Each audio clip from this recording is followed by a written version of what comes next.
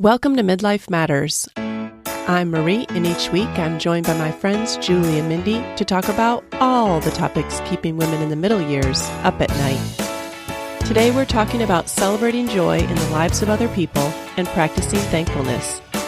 Both of these things seem easy on the surface, but we find ourselves struggling sometimes. Join us as we share what we're learning about these life-giving practices. Let's get started. Listeners, today we're talking about celebrating joy in the lives of other people and practicing thankfulness. As a springboard for today's discussion, we're using the book What If It's Wonderful by Nicole Zasowski. This book is about learning to release your fears, choose joy, and find the courage to celebrate in the midst of fear and disappointment. Nicole encourages us to ask ourselves, what if it's wonderful? And as always, listeners, you do not need to be reading along in order to enjoy this episode. We're just using the material from chapters 13 and 14 to think about and make changes in our own lives. And Julie and Mindy, this is not the first time this book has urged us to celebrate the good. However, instead of celebrating the good in our own lives, this time it's talking about celebrating the good in the lives of other people. So what did you think about this? Yeah, I thought this was a really fun chapter. Definitely more lighthearted than some of the others. Uh-huh. So yeah, I can't wait to talk about it. It was fun. Yes, and I love how she started the chapter, her description of the Nerf gun with her son and their family, Nerf wars and things like that. And it brought back personal memories, So I always feel like she is very relatable. And then it is, Julie, it's a lot more lighthearted topic, and it was fun. It was fun to read and think about. Yeah, I remember we had a similar Christmas where John got everybody Nerf guns, including, one for himself and one for me. So, oh, that's awesome. That's right. It was very fun. Well, listeners, we try to do a couple chapters from this book each month, but I think it may have been over a month. So I really am having a hard time even recalling what our last one was about. But this month, I am looking forward to these two more lighthearted topics. So we want to talk about celebrating the good in the lives of other people, and we want to talk about thankfulness. But first, let's talk about celebrating the good in the lives of other people. And, at first glance, we think, oh, we do that. But it's actually maybe a little bit harder sometimes than we're thinking.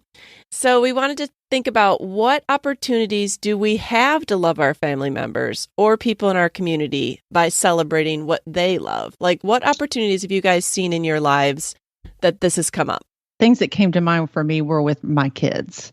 It was just so easy for us to celebrate the stuff that they were really passionate about and loved, like just to watch the excitement on their faces over, like, seeing Star Wars for the first time. Well, then, we were a Star Wars family from then on, we went to all the movies. We went to the midnight ship premieres when those, when movies would come out at midnight. I remember going to a premiere where everybody's dressed in costumes. We loved the Star Wars Disney rides and Star Wars Legos. And that probably wouldn't have happened if it were just John and me, it was because they loved it. And it wasn't a sacrifice. Like, we loved it too. It's just, I don't know. It was just fun to join in their excitement. And just with each thing they did, like when my daughter rode horses, she did dressage. That's a form of horse style showing. And I educated myself on all about dressage for a few years, My son was on a 4-H shooting team. Well, I learned all about that, and cheered him on. And when my husband got a sailboat, I learned all about sailing. Like, it's just fun when you're doing it together with people, and their enthusiasm is kind of contagious. I totally agree. And I enjoyed walking down memory lane with you, Julie. That was fun that you shared all that. And I think of instances in my own family, again, things that Bryce and I would have never done, or even things I would have personally never done without Bryce. Like, I even found myself watching and being interested. Like, that's the important part. The Masters recently. Even when we were on our cruise, we were watching the Masters at night, and I got to know some names. And, we were like, Jacob is on the golf team at school. And that's just a new thing for us to be excited about the Masters. I'm like, that was not exciting to me at all before. Right. But I mean, just everything, like personally going golfing, like with the boys. Like I was in the golf cart and actually played and had fun. Watching sports, any of the sports, not just golf, but football, now basketball for my son, Jacob. And then like spending money and actually investing in really good seats to go to an NBA game to see Steph Curry, because he's the all-time 3-point, guy right now. I don't even know what to call him, but most 3 points. We don't know. I'm talking about the 3-point guy. So that's Steph Curry. And my excitement, not just interested in going because of Jacob, but being completely excited to go see Steph Curry. I would have never even known his name, had we not started watching NBA because of him. But Bryce loves it when I talk football, and I know the players and the teams and, I know where they came from because we watched them in college. And so just all of those things, it's added so much to my life. So it's a good thing. It's a good thing to kind of step outside of yourself. Yeah, like their interests expand yours. Yes. And can I add one more thing for friends? This has to do with both of you too. So you're going to laugh when I say this, but my friends' love of their pets. Oh, that it is truly a joy for me, though it's not a personal love of my own. It is a joy for me. I can understand people's love of their kids and grandkids. I'm all about that because I have that. Well, my friend's love of dogs, cats, anything smelly, hairy that you have to clean up, whatever. I don't get it. But it brings me a lot of joy now to see like dog memes and hear you guys talk about your love of your animals. And that is not a joy I personally have. That's a really now, good she example. is saying that from 5 hours away. That's true. She doesn't actually have to smell our dog. Oh, I have a love of your love. Okay. For your animals. I can appreciate it even though I don't understand it personally. Yeah. Right. Yeah. Yeah, I was thinking the very easiest examples that come to mind are if you have a child that is the opposite sex of you. So like for all of us, our boys, like it's so easy to think, oh, I'm going to be so into all the things my daughter loves. But then your son comes along, you're like, okay, I mean, are we going to be interested in the same things? But like right from the beginning, I feel like when Davis started to show interest in things, then I was all about that. And I went and bought it all and thought about it and learned about it. And I can remember, you probably remember this too, like he was super into rescue heroes. Well, then I started buying all the DVDs and we started buying the books and we started collecting all the rescue heroes. And then he moved on to Bob the Builder. And I remember Bob the Builder came to Nashville. And I don't even think he was old enough to have known that he was coming. Davis was probably about 4 or 5. And I saw he was going to be downtown giving a show. And I was like, we've got to get tickets and go see Bob the Builder. Would I ever be interested in seeing Bob the Builder if I didn't have Davis? No. But I was thrilled and excited for it the day we went, because you just want to celebrate the joy that they feel.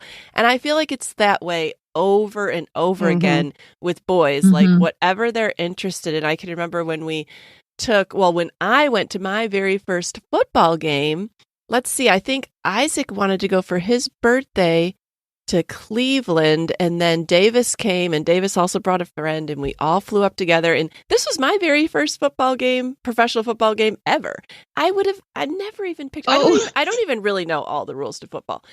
But I was so happy to go and join in that experience. And I was really into it, wore a jersey, all the things. Would I even go to a football game just with Steve and I? I mean, I guess if he didn't have anyone else to take, but I am much more willing to do it if my boys are there because it's a point of connection for them. And Steve and I have other points that we can connect on. You know what I'm saying? So, right. Yeah. Right. Yeah. I almost think it's, I'm not going to say more fun, but you stretch yourself more with your boys because like you said, you might naturally have things in common with your girl, but with the boys, it really expands your interest and your, it broadens it and really has a greater capacity, I think, for, more joy because it's something way out of your comfort zone or you're not even familiar with it, Right. I will say, like, getting ready for empty nest, I know that I need to continue to say yes to the things Bryce is interested in, even if I'm not. Like, for us to continue to choose to enter into each other's interests, because it's just going to be me and him, when all the kids are gone. And for him to take an interest, in the things that I want to do. And so, like, he even has a Starbucks drink now because I love to go to Starbucks. Well, now he's found something. Now he's excited. So right. I know that's silly, but it's these little things in marriage, that I'm like, okay, I need to keep saying yes and being uncomfortable, like Julie with the sailing. Yeah.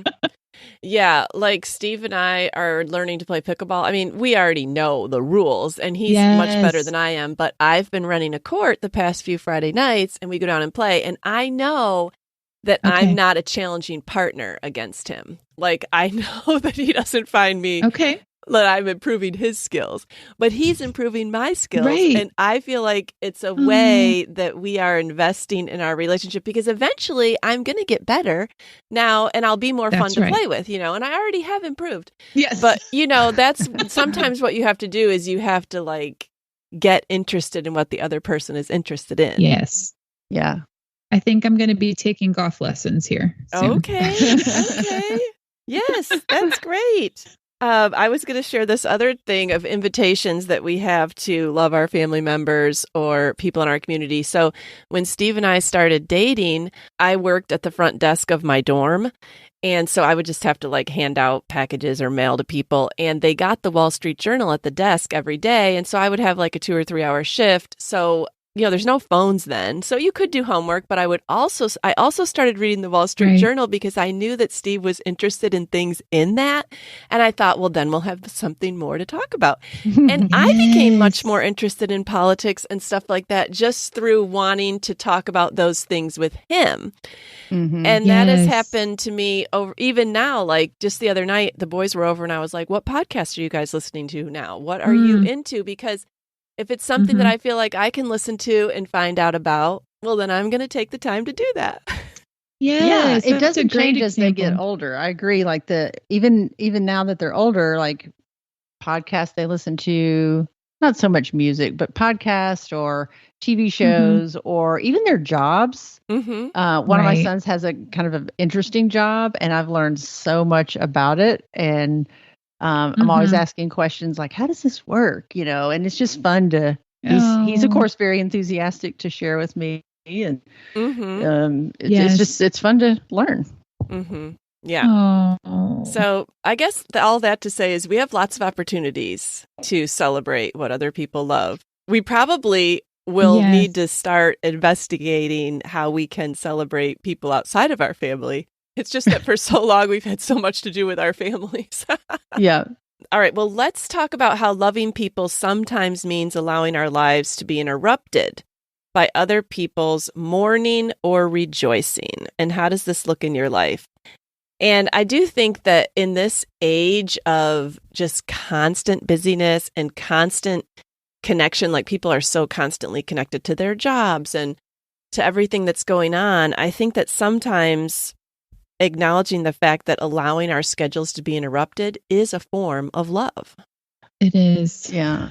Well, I just want to say I'm experiencing the receiving end of this right now with John's cancer, and he's recently been in the hospital, and we're in the middle of a move. I've had to call on and accept help from people, and that's not always easy to do, but I was at a place where it was like I didn't know what else to do, I really didn't have a choice. Yeah. And so many people have set aside their schedules and come and helped us pack and load and take things off. And, and I know that people are busy and they have their own lives to live, but I've so appreciated. And Marie, you've of course been one of the more instrumental in that process. So I do thank you because I can't wait till I can be on the giving end. But right now, I know I'm on the receiving end for a little while, and I appreciate it. Well, people are happy to help. I mean, they really are. Yes. And it is an opportunity to show love to you guys. Yes, it is very much evokes a feeling of being loved. And I know, and I have had the opportunity in the last few years to walk with someone who was grieving kind of before my grief. And I remember like meeting this person one night in a parking lot during COVID because we were not getting together. And we parked in a Trader Joe's parking lot, rolled down our windows and sat and talked because that's what we could do. And it was like late at night. She goes, "Can you meet me?" Like she was desperate, or we'd take walks and, she's like, "I just need to talk to somebody." And you just kind of said, "I'll be there," Sometimes it was just sitting while she cried or, like it wasn't a lot of, it wasn't as practical help like what I'm experiencing now, like with moving, but it was just like being there. Right. I was thinking all the things in life that are kind of built into society where we can do this, like attending weddings and showers and graduations and birthdays, like taking the time to celebrate that we're coming up on a big season of graduation. And last year I had 2 seniors. And I appreciated everybody that came to their graduation parties. And those in my family that sat through 3-hour graduation, listening to 400 and some students' names called that they only know 2 of them. You know what I'm saying? Like all those things are a sacrifice of time, but they show love to the recipients. Yes. Yes. That's something that, one of those mental notes, like as Bryce and I have grown together and gotten older, that you realize those are crucial moments, especially for each other and for kids to make a big deal and to be present, and you lose sleep and do the drive and, to sacrifice, like set aside your personal preferences, to celebrate the things in other people's lives. And they're meaningful and they're important and they cost you something. One of the quotes in the book that I underlined was, "Relationships will cost you time, energy, creativity, and money that you might spend differently if it were just you." And I think anytime you rub shoulders with somebody and you love that person, you want to show love, it's through sacrifice of something. I was also thinking of different times that you might be bringing meals to people. You're either helping to celebrate something good, maybe they've had a baby, or maybe you are bringing meals in the midst of grief. Like all those are opportunities to support someone, but they do take a sacrifice of time and energy and interruption of our schedules. That's right. I mean, on a daily basis, I just think my adult kids, well, not my adult daughter, because now she's adulting long enough that she likes to go to sleep at a good time. But my adult son, the phone calls are, later. That's true. Yeah. And my teenage boys, they're coming in later. And so you guys know how I love my sleep. I'm such, I love my sleep. And this just the daily sacrifice of some sleep or being aware and present in a conversation that's happening at a time that I wouldn't have typically chosen. Right. No, that's very true. Well, how has loving others by celebrating their loves allowed you to experience joy you might not encounter on your own?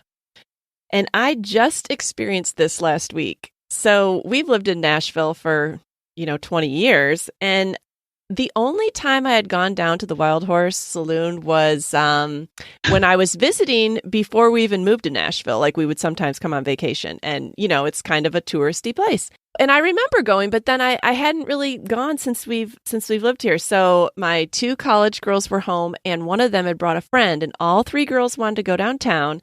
And last time when they were all home at Thanksgiving, Steve took them by themselves. But this time I was thinking I should join in. I should go. Even though I don't typically like to go downtown, I decided I'm going to do it. So we went down to the Wild Horse and they give line dancing lessons 2 times in the evening, like once at 6:30 and once at 8. And then there's all, different people on the dance floor dancing at other times too. But so anyways, my girls were so surprised by how I joined in.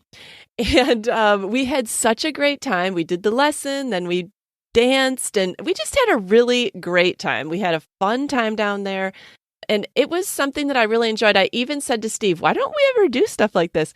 But I know why we don't ever do it, because it was fun, because I was joining in their joy. Mm-hmm. If Steve and I just went down by ourselves to the Wild Horse, we wouldn't have that great of a time. It's fun because of the people we were with, and because how much fun they were having made us want to have fun with them. And so that was just such a catchy joy thing. Like, I had such a great time, and their desire to do that let me experience something that I wouldn't have experienced on my own.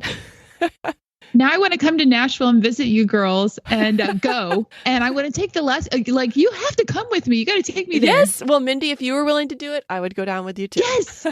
I think our kids have actually done amazing. That with another family. Because I think it's like the under 21 crowd can come early. Isn't that right? Yes. Isn't that how it works? Yes. Yeah. Uh-huh. Yeah. Oh, that sounds so fun. All right. Would y'all be up for that? Yeah, I would. Julie? It's not really me, but. Remember, Julie doesn't like country music. That's true. That's true. Would you join in my joy, Julie? That would just be such a sacrifice, wouldn't it? I want to give you an opportunity. Yeah. What does it say here? To step beyond our own proclivities and preferences. Yes. Yes. To join in your passion. Oh, that would be a passion for sure. Dancing. Oh my gosh. Gosh, mine were so shallow compared to that example. All I could think of was like TV shows. I specifically remember that we watched a lot of teen TV shows when our kids were at that stage. Like specifically, right. I remember this show called iCarly. Do you guys remember that show? I remember it, but I don't remember watching it. Yes, I do. Okay, John has seen every episode. He still quotes it. And the kids always thought, Dad, how do you know so much about iCarly?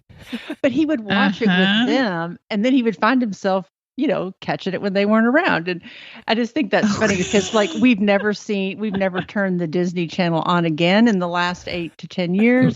Yeah. I don't care anything about it, but we were pretty heavily invested in those kind of TV shows back then. Mm-hmm. Mm-hmm. And I can say I really enjoyed them. I did. Mm-hmm. Even Stevens and all those shows. Yes.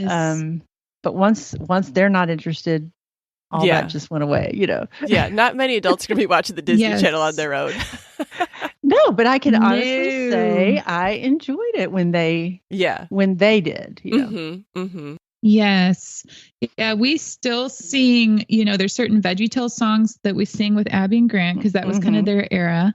And then with Jacob and Nathan, and actually Abby and Grant also, like Teen Titans Go, we were still quoting things even last week from Teen Titans Go. And we all know the song. And and it's funny, like those shared jokes together coming out of stuff like that. But I will say, like last week I had an opportunity and I was like, oh, I got to tell Marie and Julie about this. I said yes, and I wanted to say no.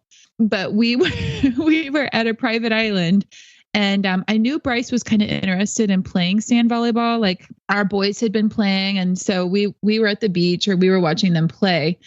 Well, a couple came over to us and asked if we would play on a team with them for a tournament. And I was like, oh, I really don't want to. Like, I do love sports. And back in the day, I was really good, but I have not played sand volleyball in quite a while. And I was like, but I knew Bryce wanted to. Sit in my beach chair on my cruise. I know. Yeah, that doesn't sound vacation-y. So I was like, okay, but I said yes. Good for you, Mindy, we even won a game. Oh, that's wonderful. Yes. And another example that I have. So we did have fun, but I said yes because of Bryce. And also the boys. I knew the boys would be like, oh yeah, mom and dad are playing. Like they're active. They're doing something. They're more willing to play volleyball if you're playing with them. And I wanted them to see like that we're still saying yes, and I want to keep saying yes and putting myself in uncomfortable situations. So that was one of them. But another thing is joining my kids in their music choices because they listen to things that I typically wouldn't, like not bad things, but just different artists and things like that. And they really get into their music. And so it's on my to-do list today when we're done podcasting to listen to an artist that Grant and Nathan both are really into right now. So that's on my to-do list. Not somebody I would. You sound exactly like me. Okay. I know some listeners, maybe not listeners our age, but listeners, kids are going to be like, seriously, this is wasted on her. But I'm going to the Morgan Wallen concert in Atlanta, and he's really hard to get tickets to. And Steve and I have tickets, and we're going with my brother's family because my college kids are already seeing him in April, so they don't need to go again in June. So there was kind of like this extra ticket, and Steve's like, why don't you go? We'll have a good time. But Mindy, I know like 3 of his songs. So I need to start listening to his music between now and June and get into it because you have to be excited to go see Morgan Wallen. You do. But I am joining in on that because I know that it's going to be a great experience. I don't really care that much if I see Morgan Wallen, but I care if we all have a good time and we go to do it. So I'm joining in. I know. Spotify and get a playlist going. I know. And I even know like this is a big deal with young people right now because even when we hosted for D Now, all the girls were in love with Morgan Wallen, and I was like, okay, so that he's kind of a new thing. Like he was new to me too. Yes. So we are going, and I'll have to have my daughter help me find something to wear. I'll do that with my daughter too. I know. It's like, I'm so bored with my music. Can you send me a few playlists? Because we like similar things. Oh, yeah. And so that's a good way to get introduced. You might not like it all, but you might like something. So, yeah. True. Yeah. All right. Well, switching gears, we're going to move on and talk about chapter 14, which was all about practicing thankfulness. And I feel like, again, every book that we have read or talked about on the podcast has had a section on gratefulness. And I feel like we've talked about gratefulness in this book before this, probably too. Yeah. But I thought that this was a little different in that it made the distinction, when I never really thought about this, it made a distinction between expressing thanksgiving and feeling grateful. Yes. And how are these two different to you guys? Feeling gratefulness is an inward kind of can be totally hidden, unseen. And Thanksgiving is expressed, it's visible. And it reminded me of something I said earlier this year that I wanted to like express myself more. I feel like I leave too much unsaid. And I thought this is a great example of that. Like I can feel gratitude, but if I never tell anybody, then they're not mind readers. And so I feel like that is the difference. That's the key, is to get it to the person that you're grateful to, whether that be God and through journaling, or whether it be another person through a thank you note or just a phone call or whatever. It's important to let that person know. And I'll say like the amount of words that you use, this was made very clear to me. Again, we always can see it in somebody else, but then thinking about myself, I had to apply it. When you have teenagers, in paragraphs when they have a displeasure about something. Yes. But you don't know in paragraphs when they have pleasure. Think about the amount of words that are used to express pleasure versus displeasure. And I remember hearing a podcast. I was walking Valley Forge and I was listening to a podcast by Timothy Keller, and it was on the Psalms. And he said, the psalmist, look at how long the Psalms are and look at the descriptions in there. And it's not just when you love someone, you don't just say, I love you. You describe and you express how you love them, what you love about them, what their love has meant to you.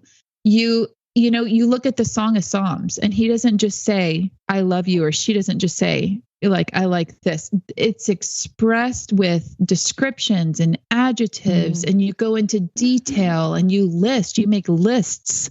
And so I was thinking about like a balance in scales, just the amount of words that we use for gratitude. Mm-hmm. Yeah, that's really true. We just experienced this kind of in the reverse.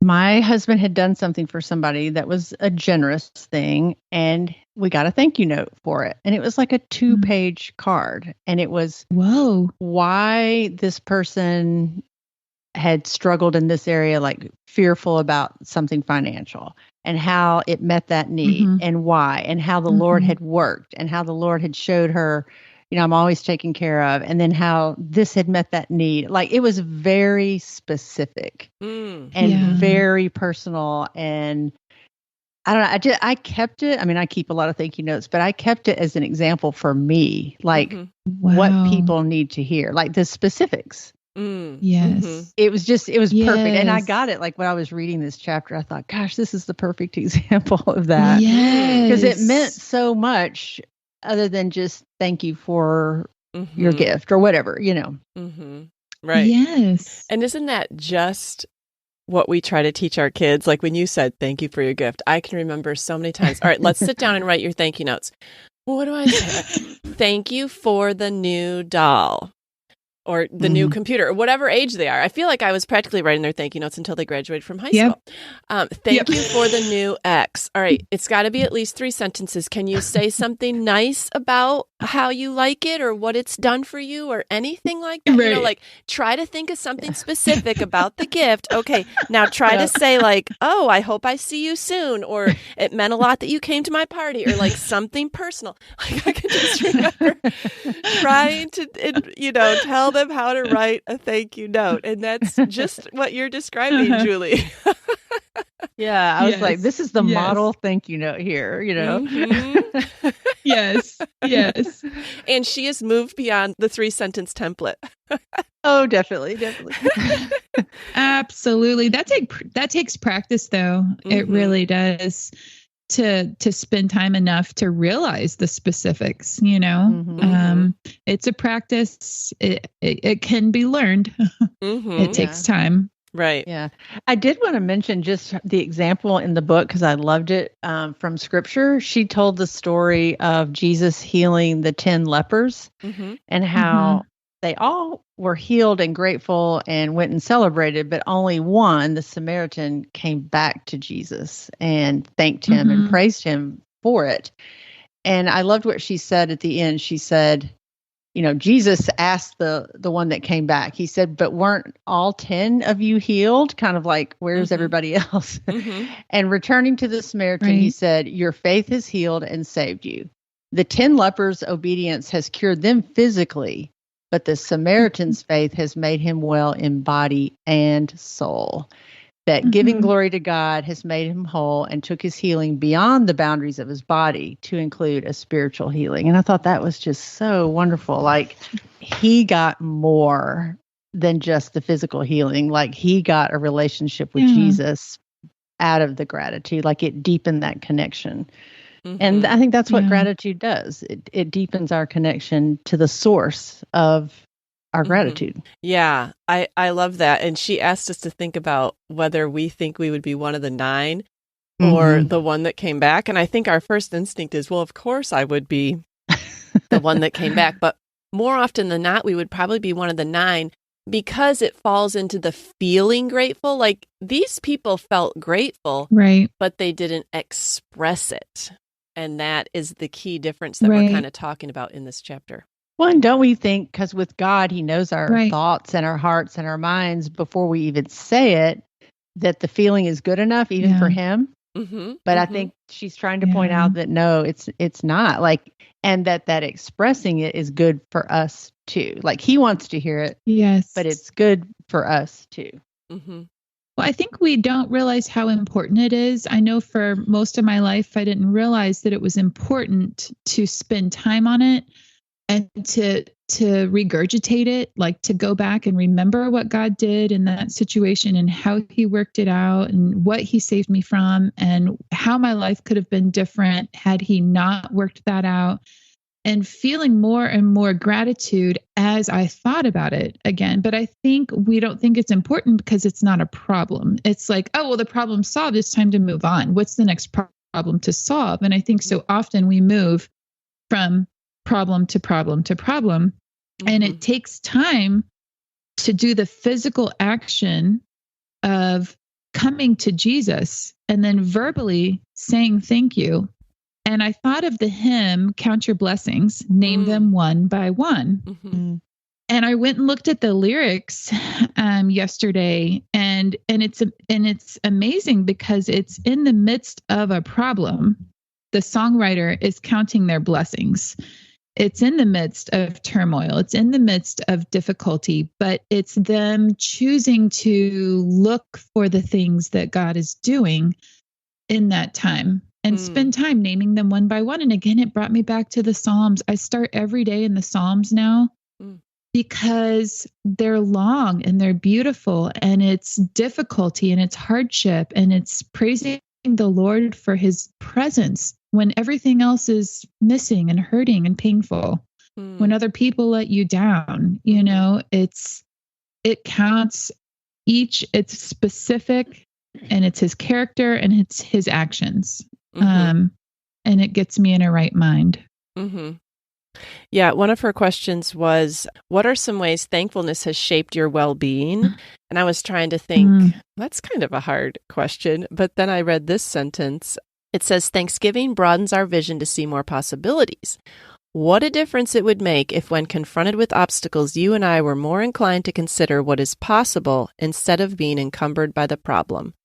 What would it be like to dream about the future and actually feel excited about all the ways God could move, rather than choosing to practice disappointment and rehearse disaster? And I think that my personality is to fall on the practicing disappointment. Well, I don't know if it's going to work out, so let me practice. Okay, if I'm disappointed, I will be disappointed in advance. So I'm not as disappointed in real time, or I'm going to rehearse the disastrous situation in my mind instead of rehearsing all the ways that God could move, and this could turn out wonderfully. Right. I wrote that same quote down. And I thought, because last year, my word for the year was possibility. And I just thought about, that Thanksgiving broadens our vision to see more possibilities and keeps your mind focused on like all the things that are going right instead of the things that are going wrong. Yes. And actually, because the more turmoil and uncertainty you have, you actually have more possibilities for things, for God to move and to act. Yes. And so just trying to stay expectant, like hands opened, and expectant, like I can't wait to see how you're going to work this out. And sometimes you have to get to where, kind of like the stage I'm in now, where I know I can work none of it out. When you still have a little fragment of hope that you might be able to do something, you hang on to that and forget to look for other possibilities. Sometimes you can only see what's on your horizon as a possibility. And oftentimes, over and over, something will come up that, I never imagined it that way. Right. In the book, around the quote that you read, Marie, as I was reading it, I wrote down in the book, what you're looking at and paying attention to changes. And then I no more than wrote that down than I read. She said, it keeps our eyes trained on what is good instead of what is wrong. I was like, yes, that's what I was thinking. Like, I loved being in tune with the author at this point, because I do feel that as you learn the practice of gratitude, it changes who you are and it changes what you look at and focus on, what we're all saying here. And I was thinking, well, how does that change my well-being? I think, is that what the question was? I feel safe. I feel more peace. I feel possibilities. I feel joy. And even at a time of peace in my family's life, ironically, I had a friend text me when I got back off the cruise. She was asking for my address. She said, is this still your address? And do you know how much joy it brought me to be able to say, yes, we still live at the same address? Oh my. And she joked about it. She's like, that's awesome. You're still at the same address. But now to not be in turmoil. It's still a learned skill to have gratitude and peace and feel safe when things aren't in upheaval. And even, okay, so moving on in the book a little bit, she moves into our relationships and how it changes our relationships with other people. And I just have to read this, but she said, how would it change our relationships if we appreciated what others add to our lives instead of being frustrated and resentful about what they lack? I think personally how often my mind goes to, oh, they did this wrong. Oh, I need to forgive them for that. Oh, I wish they were more mature this way. Oh, and I just pick apart sometimes people in my life. And I think, chill, Mindy, like, first of all, I'd hate for them to take that harsh view of me, also, it changes how judgmental we are towards other people when we can look for the good things and continue to rub shoulders with people and live side by side with people and love them well. So I do love that she brought this up about loving others and appreciating them instead of just looking at their faults. Well, and she goes on right after that sentence to say, how would our perspective shift if we stopped wishing our friends and family members were just a little more like us and noticed with awe and wonder the ways that they were uniquely created and different than we are, than we are. And I thought, oh, that is so convicting, because you just, it is. Like look for the ways that those differences can be good. I starred that whole section. Me too. It's convicting. Right. It is. Yeah. All right. Well, let's think about how gratefulness affects how we view God's hand in our life, because I do think that I fall into the camp often of feeling grateful for what God has done, but not necessarily expressing it or expressing it in the depth that I should express it. Like maybe when you were comparing the teenagers, like maybe my prayers for help are paragraphs long and my prayers of thanksgiving are a couple sentences. Right. Well, I've just found it recently to be transformational, to acknowledge the good, especially in the midst of the bad, like giving credit to God. And it just has deepened my connection with him and my dependence on him, because you realize that like all the good gifts in your life come from outside of yourself. And so that just deepens that connection that can't be deepened without gratitude. I mean, it just won't happen, like if you just think it's expected or deserved or earned, like those things kind of negate gratitude. It changes your relationships too, not just with God, but with other people that you're close to. When you guys know, I do practice gratitude. I try to do it daily in my journal, and I try to recount the things from yesterday in my journal and list out the ways that I saw God working and moving and things like that. And I try to look at my calendar from a year ago. Like that's very important to me, to look at a year ago or to think about this time of year and, what do we usually do and what are some seasons in the past? So I really do try to spend time with that, but it changes like my conversations with Bryce and the boys over dinner, when we recount those things to one another instead of just talking about business or the problems that need to be solved. Because it's so easy when you're with your family to talk about those things, like what's wrong instead of what's right. And so changing the dialogue with your close relationships really builds, because you can see what's in that other person. And I hope to relay this to my children so that they don't, you want to save them from the problems that you've dealt with personally. And I would love for them to learn how to have gratitude at a younger age. But each their own. Yeah. But it's a conversation we have at dinner, like, oh, God is doing this, or I see that he's worked this out, or this is something we were praying for and he answered it. Let's talk about how much that answer meant, not just what next do we need to pray for.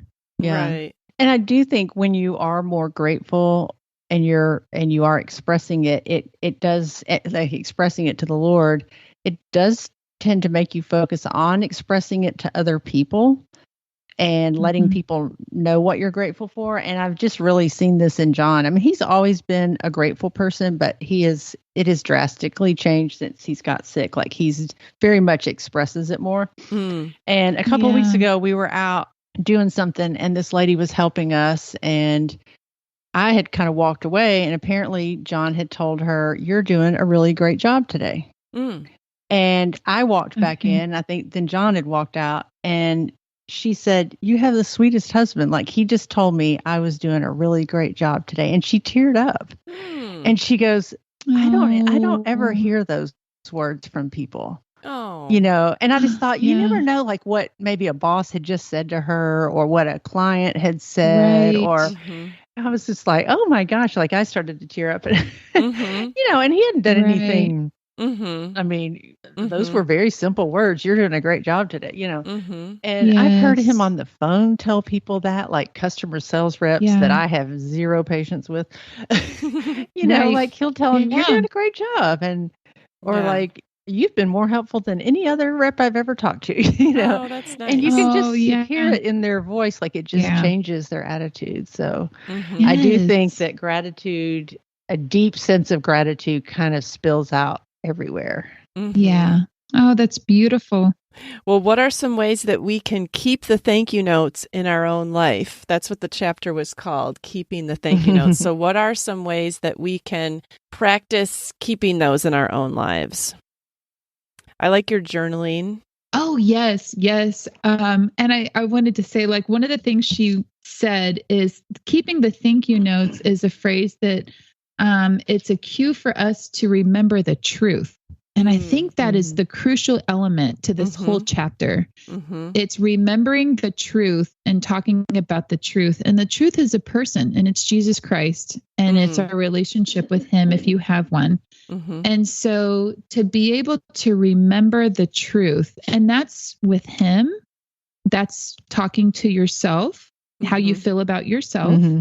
And that's with other people. And it's life-changing to remember the truth and to recount it, talk about it, journal about it. And one of the ways that I put is singing music. Reading the Psalms is a great way to start practicing, to learn how to even use words. You're like, God's good. Okay. Like, I don't know how to expound on that. He's good. I'm glad he's in my life. What else do you want me to say? You know, like I can hear my son being like, why do you need to hear thank you? Of course I'm glad that happened. You know, what do you want me to say? But I think that reading the Psalms is a really good way to learn how to kind of look at those adjectives, descriptions, spelling it out, counting the blessings one by one, taking chapters to be thankful. And then praise music is a really beautiful way to express that as well, in characteristics of God and recounting what he has done. Yeah, I would agree. For me, music is a big way to do that because unfortunately I don't have a lot of the Psalms memorized. I can read them, but like when you just need it, you know, in the car or whatever, praise music is a great way. And this may sound kind of silly because this is so literal, but I actually keep thank you notes. I actually keep the physical notes.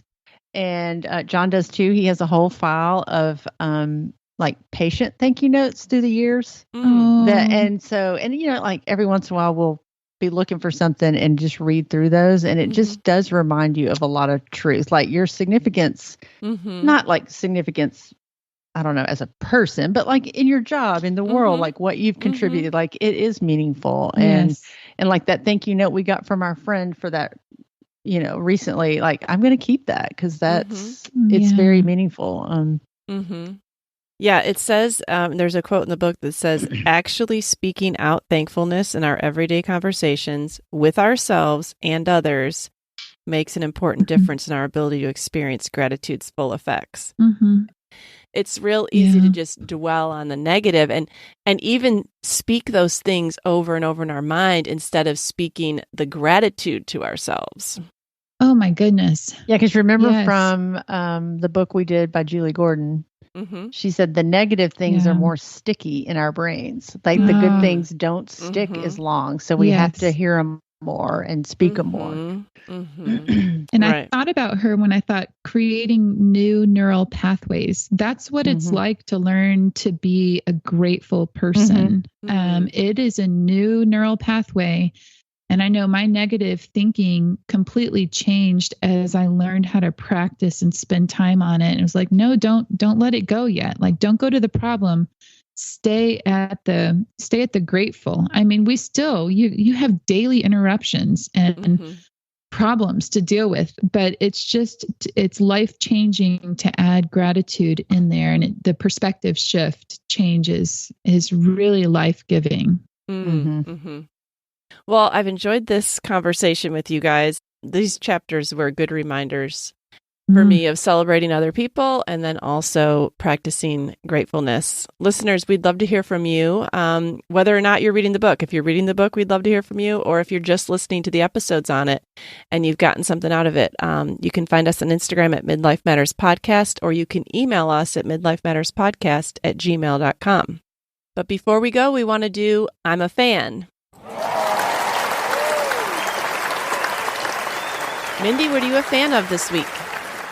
On my gratefulness journey, walking outside in the sunshine is something I'm very thankful for. And I just got some new walking shoes and I'm completely thrilled about them. Oh, really? I went through Brooks glycerin shoes, and then I went to Hoka's for a couple of years, and I'm actually back at a pair of Brooks. Okay. And the Brooks glycerin 20s just came out. The 19s I did not like. And so the 20s I love. Oh, and what do you think is different about them? They redid the whole, they are very different. They're actually a little more like Hoka's in a way, but they're a little bit more stable for if you're doing any type of agility. So they're still great for walking, but there's a little bit more support around the foot and an ankle for, if you're doing cross training in any capacity. And so, plus they had white, and I had been wanting a pair of white shoes again. And I just the colors. I couldn't find a color shoe. So this had the color and the fit and everything. So I'm completely thrilled with my new Brooks Glycerin 20s. All right. Well, we'll put a link to those in the show notes if anyone else wants to get them. I know before you were in love with your pink Brooks, and now it's the white. Yes, I was. Yes. Good memory. That's great. All right, Julie, what are you a fan of this week? Okay, this week I'm a fan of donation pickup in our area, and the one I use is called the ARC, ARC. And I used to get a call from them every month saying, hey, do you have anything you want to donate? They'll take clothes, small appliances, tools, toys. Ooh. And I always just had a bag ready to go. Once a month, I'd just set it on the front porch, you label it, and they pick it up. Well, then during COVID, they stopped. And I was talking with a friend recently, and I was like, what am I going to do? We're moving. How am I going to get rid of all this stuff? And because it's kind of hard to load it all up to Goodwill and then unload it. And so she sent me the link for ARC. And when I went to the website, it says, we're resuming pickups. So it sounds like, it's taken this long since COVID to resume pickups. You can go online now. I think they used to call you and say, do you have anything? But now you just go online and schedule your pickup. So in our area, it's on Mondays, every Monday of the month. And you just have it out by 7 a.m. labeled. And it can be as much as you want. Oh, that's great. Oh, wow. So I scheduled one for in a couple of weeks, and I'm collecting stuff to donate. Okay. Oh, that's awesome. Huge help. Because I know that I will have a pile growing in my garage for weeks, maybe even months before I actually get around to taking it. But if I could call someone and someone would just pick it up, that would be awesome. Well, they're doing it again. All right. Well, I'm a fan of something that I got at Trader Joe's. They are their coconut flavored almonds. Have you guys ever picked these up before? Oh, that sounds delicious. Sounds good. I've not tried those. They are so good. They're like a dessert. And I don't say that lightly. Like, I hate things that are healthy, but then people masquerade them as dessert, like black bean brownies. No, yes. I don't want that. Like, I'm not going to be happy with fruit. Fruit is not a dessert. But I promise you, these almonds are so good they can be dessert. And if you don't want them for dessert, you can mix them with regular almonds and kind of cut the sugar. But they are so good. I think they're only like $3.99 a bag. And a friend had used them on a charcuterie board, and I loved them. And she said she got them at Trader Joe's, so I went right down to look for them. So they're by their dried fruit and their other nuts. And so if you're a Trader Joe's fan, you are going to love the coconut almonds. I urge you to pick them up ASAP. Oh, that sounds fabulous. That sounds wonderful. Yes. And they're great to keep in the car. I like to keep things that won't melt in the summer for snacks. Yeah. And these won't melt. Oh, yeah. So, I don't know. They're good. All right, Julie and Mindy, I loved talking with you this morning. Glad that we are all back together. Last week, Mindy was on her cruise, and glad that we're all back together this week. Yeah. Yes. Good to see you again, Mindy. I'm glad to be back. Great to be back with you girls again. I missed y'all. Yeah. All right. Well, we'll talk to you next week. All right. Okay, bye. We're so happy you joined us today. You can find the show notes for this episode at midlifematterspodcast.com. Also, please tell a friend about the show and help them hit the free subscribe button on their favorite podcast app. Be sure to follow us on Instagram at Midlife Matters Podcast. That's where we post pictures and stories about all the things we talk about in each episode. Thanks for listening, and we'll see you next week.